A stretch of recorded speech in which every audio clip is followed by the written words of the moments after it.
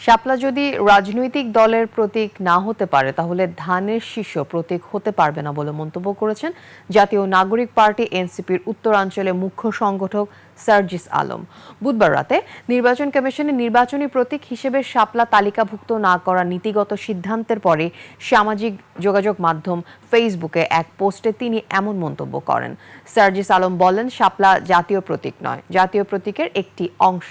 Shea butter ও vitamin E সমৃদ্ধ lily হালাল beauty soap, তারুণ্যময় উজ্জ্বল ত্বকের জন্য। একইভাবে ধানের শীষ, পাটপাতা এবং তারকাও জাতীয় প্রতীকের অংশ। ফেসবুক পোস্টে তিনি আরও বলেন, যদি জাতীয় প্রতীকের যে কোনো একটি অংশ রাজনৈতিক দলের প্রতীক হতে পারে তাহলে শাপলাও হতে পারবে। জাতীয় ফুল হিসেবে শাপলার প্রতীক হতে আইনগত বাধা নেই, কারণ জাতীয় ফল কাঁঠাল অলরেডি মার্কা হিসেবে আছে।